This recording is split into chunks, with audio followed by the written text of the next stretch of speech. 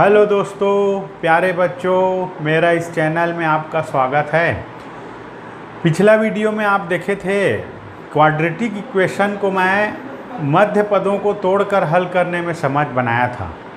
मैंने मूलों को ज्ञात करना बताया था।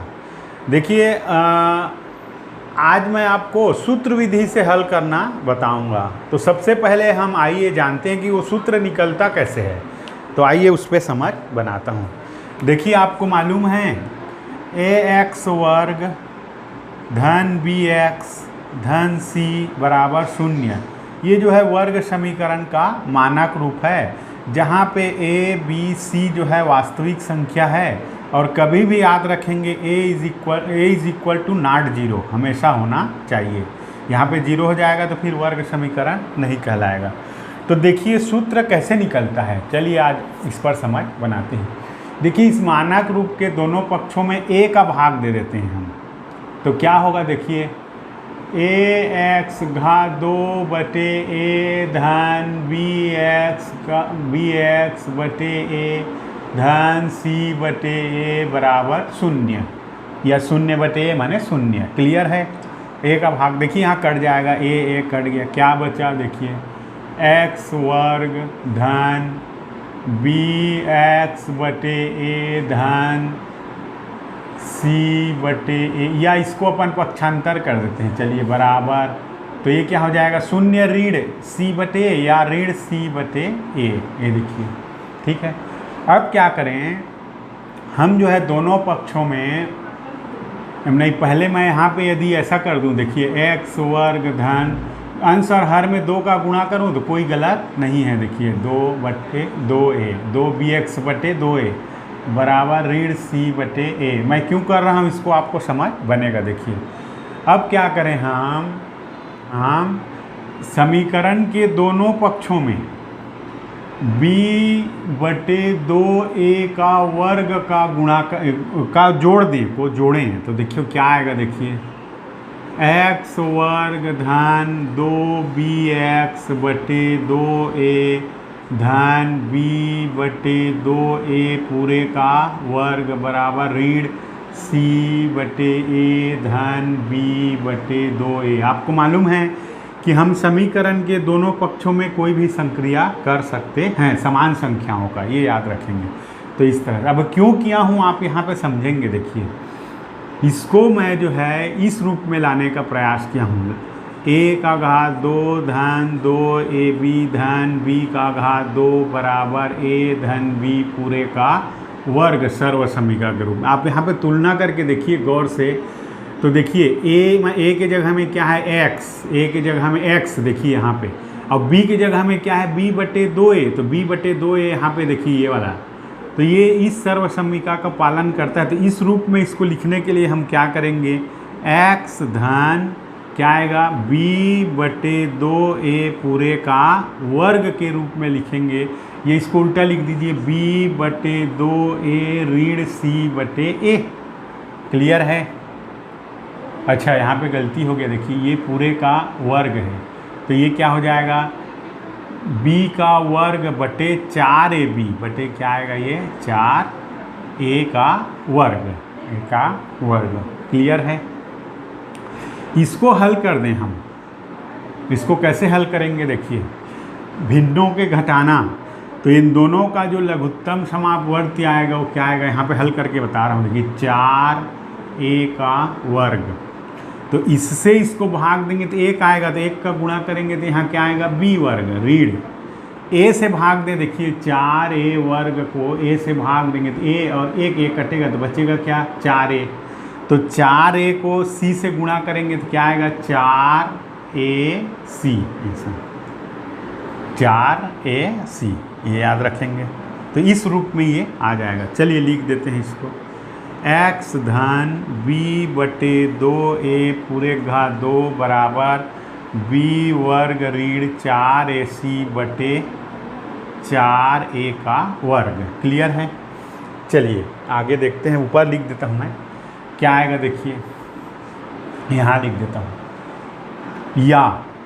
अब आपको मालूम है दोनों पक्षों को वर्गमूल लेने पर या इसको वर्ग का उल्टा वर्गमूल, तो क्या होगा यहाँ पे x धन ये देखिए b/2a बराबर, इस वर्ग को इधर ले जाएंगे तो ये क्या हो जाएगा वर्गमूल b वर्ग ऋण 4ac और बटे ये पूरे वर्गमूल इसमें आएगा ना बटे 4a का वर्ग। तो देखिए इसका तो वर्गमूल नहीं निकलेगा, इसका निकलेगा। देखिए तो क्या हो जाएगा x धन b/2a बराबर प्लस माइनस रूट। अब ये प्लस माइनस आपको मालूम है किसी संख्या का वर्गमूल जो है प्लस भी होता है और माइनस भी, बटे 2a ये देखिए इसका वर्गमूल 4 का 2 a वर्ग का a, तो ये 2a क्लियर है। अब हम x का मूल चाहिए तो इसको हम पक्षांतर कर देते हैं। तो क्या आएगा देखिए x बराबर ये इधर प्लस है तो इधर जाकर माइनस b और बटे 2a और प्लस माइनस और रूट क्या b² माइनस 4ac और बटे 2a। आपको मालूम है 1/4 धन 3/4 को जोड़ने के लिए सीधा हम हर समान रहे तो 3 धन 4 ऐसा कर देते, सॉरी 3 धन 1 धन 3 अंशों को जोड़ देते हैं तो 4/4। तो यहाँ भी हर को देखिए 2a है समान है तो संक्रिया धन ऋण कर सकते हैं ऐसा। x बराबर minus b plus minus under root b² minus 4ac और पूरे का बटे 2a। ये क्लियर हो गया। ये 2a दोनों में है हर में, तो अंश को हम जोड़ या घटा सकते हैं। तो इस तरह से ये याद रखेंगे। कई बार हम देखते हैं बच्चे जो है हल करते हैं तो इतने का बटे 2a लिख देते हैं जबकि ये पूरे का बटे 2a होता है, तो ये सूत्र निकल जाता है।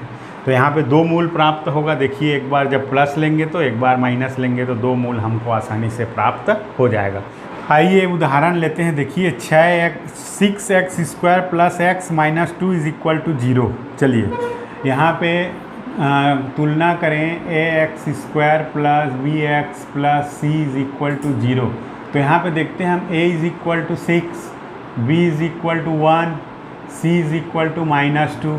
तो हमारे पास फार्मूला क्या है x is equal to minus b plus minus root b² minus 4ac upon 2a। देखिए मान रख देते हैं यहाँ पे, या x बराबर माइनस b माइनस देखिए माइनस और 1 है b प्लस माइनस और root b is equal to 1 का स्क्वायर ये देखिए और माइनस 4 a कितना 6 c कितना -2। चलिए और अपॉन 2a 2 और ये a 6। देखिए चलिए या x इज इक्वल टू -1 हो गया प्लस माइनस रूट। चलिए हल कर देते हैं 1² 1 देखिए माइनस माइनस प्लस 6 चौक 24 दूनी 48 ठीक है अपॉन 2a 6 दूनी 12। चलिए x is equal to -1 plus minus देखिए कितना आ गया 49 अपॉन 12। चलिए x is equal to -1 plus minus 7 upon 12। देखिए अब आगे कैसे हल करते हैं यहाँ पे ध्यान दीजिए। एक बार पॉजिटिव लेने पर, एक बार क्या लेने पर पॉजिटिव लेने पर, तो क्या आएगा x इज इक्वल टू -1 और प्लस 7 अपॉन 12। तो क्या आ जाएगा x is equal to 6 upon 12 एकम दूनी x is equal to 1 upon 2 एक मूल आया। एक बार क्या लेंगे निगेटिव लेने पर, निगेटिव लेने पर क्या आएगा देखिए x is equal to -1 -7 upon कितना 12। ठीक है तो x इज इक्वल टू क्या आ जाएगा देखिए -8 अपॉन 12। 4 से कटेगा 4 दूनी 8 4 तिया 12। तो x is equal to -2 upon 3। तो मूल क्या है हल या मूल क्या है, मूल आया 1/2 और ऋण 2/3। तो इस प्रकार जो है आप बार बार अभ्यास करेंगे अलग अलग सवाल लेकर के तो सूत्र भी याद हो जाता है। याद करने की चीज़ नहीं है, सूत्र हल करने की चीज़ है। जितना ज़्यादा आप हल करेंगे उतना अच्छा से सूत्र आपको याद हो जाएगा। धन्यवाद।